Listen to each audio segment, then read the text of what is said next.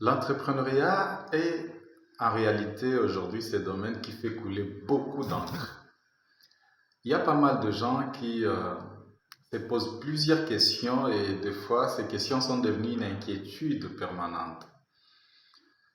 Les autres se posent des questions pour savoir qu'est-ce qui est à la base de la faillite de leur business, ou soit des entreprises de manière générale. Et les autres se demandent pourquoi chaque fois qu'ils ont tenté de lancer un business, cela n'a pas été une réussite pour eux.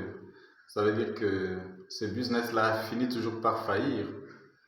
Et les autres aussi se posent des questions pour dire qu'est-ce qui fait que leur business stagne toujours? Il y a toujours stagnation au lieu de croissance.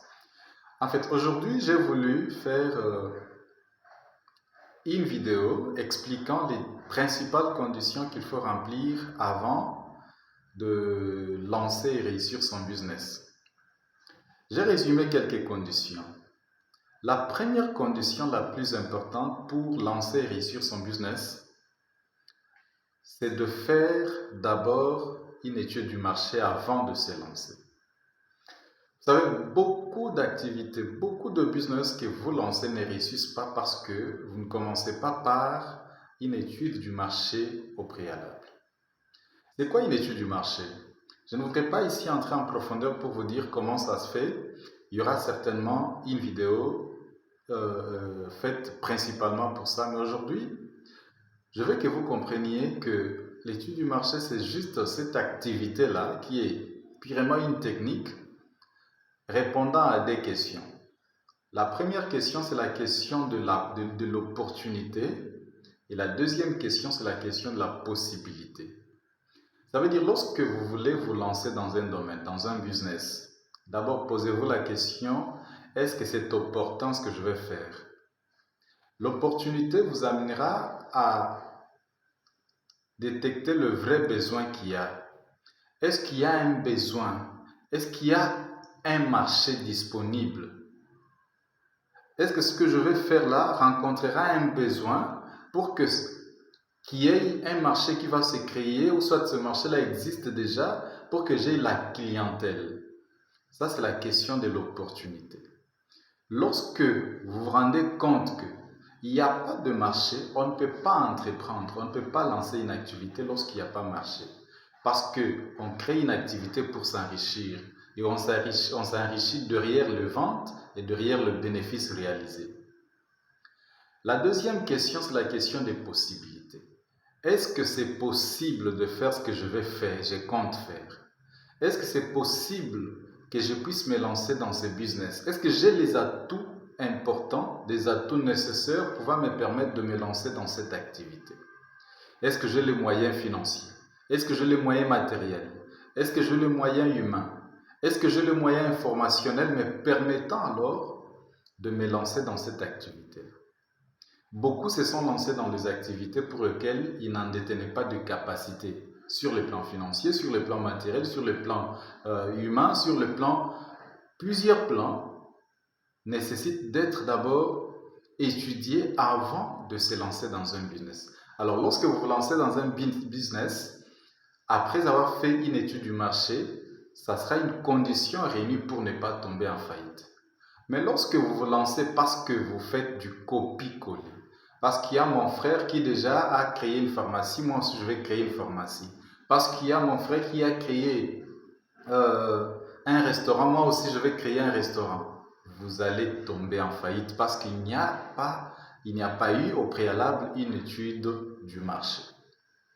La deuxième condition qu'il faut réunir, qu'il faut remplir pour ne pas tomber en faillite, pour lancer en bonne et due forme son business, c'est qu'il faut élaborer un plan d'affaires, ce que nous appelons le business plan.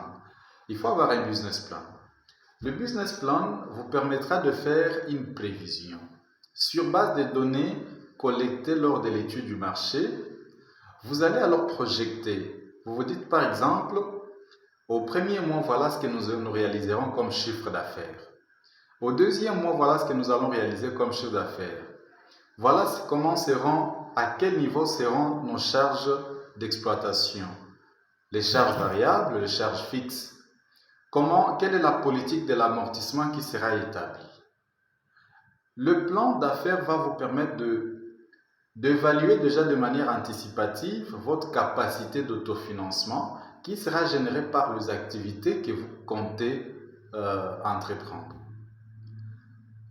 Le plan d'affaires, c'est comme cette étoile qui brille devant vous, qui vous sert de référence. C'est comme cette ligne directrice que vous devez suivre lors de l'exécution des activités de votre business. Sans le plan d'affaires, on roule dans les noirs. Parce que le plan d'affaires sert de phare pour un véhicule qui roule pendant la nuit. Et lorsque vous n'avez pas le plan d'affaires, c'est comme ce véhicule-là qui roule, mais qui n'a pas de phare. Alors imaginez les conséquences d'accident. La troisième condition, c'est qu'il faut parvenir à vous constituer un capital propre pour lancer votre business.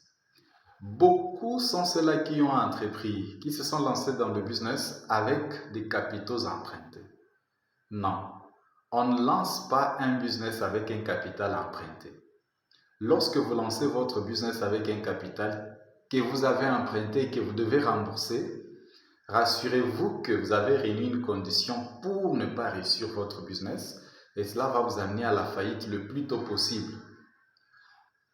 Il y a des explications, il y a des raisons pour lesquelles on dit cela.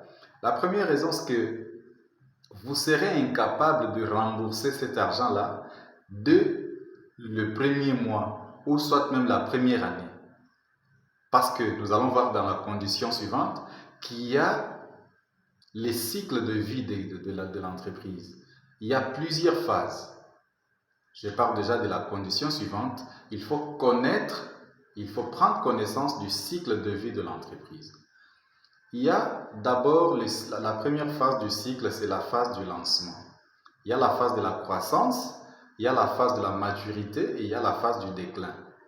Dans la phase du lancement, ça dépend de quel business vous lancez. Cela peut prendre une année, ça peut prendre 6 mois, ça peut prendre 3 ans, 2 ans, ça dépend. Alors, lorsque vous lancez votre business, vous devez prendre connaissance de combien de temps prendra votre phase de lancement. Parce que dans cette phase-là, vous ne pouvez pas avoir un emprunt et que vous ne pouvez pas vous lancer dans le remboursement des emprunts parce que le chiffre d'affaires est trop petit, les charges sont trop exorbitantes et cela ne vous permettra pas d'avoir une aisance financière afin de rembourser. Alors, lorsque vous n'avez pas la maîtrise sur la connaissance que vous devez avoir sur le cycle de vie de l'entreprise, cela va vous amener à la faillite directement. Parce que vous serez tenté de consommer votre propre capital pour rembourser. Or, lorsqu'on consomme le capital, cela signifie qu'on tarit les sources de financement interne qui peuvent alors financer les activités à venir. La condition suivante, c'est qu'il faut alors parvenir à définir les modes de gestion qui est lié à votre système d'entreprise.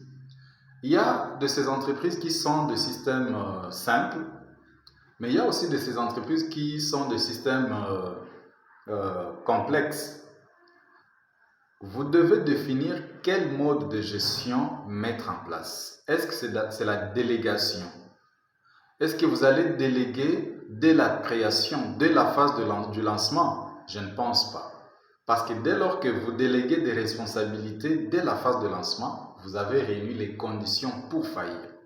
Alors, vous devez vraiment très bien définir les modes de gestion adaptés à votre activité, à votre business. Sinon, lorsque vous mettez en place un mode de gestion qui n'est pas celui adapté à votre business, cela va vous amener à la faillite. Parce qu'imaginez-vous, lorsque vous allez déléguer des responsabilités de gestion auprès d'une personne, pendant que vous avez un autre objectif pour votre business et que la personne que vous avez engagée, à qui vous avez délégué des responsabilités de gestion, a aussi ses propres objectifs, vous allez poursuivre des objectifs différents, ce qui va vous amener à la faillite. Alors, respectez ces conditions, vous allez vous rendre compte que toutes vos tentatives d'entrepreneuriat vont réussir. Et cela sera une réussite. Et cela va vous amener alors à lancer des activités qui n'iront qu'en croissance, de croissance en croissance, et non ceux-là qui vont stagner. Merci beaucoup et à la prochaine.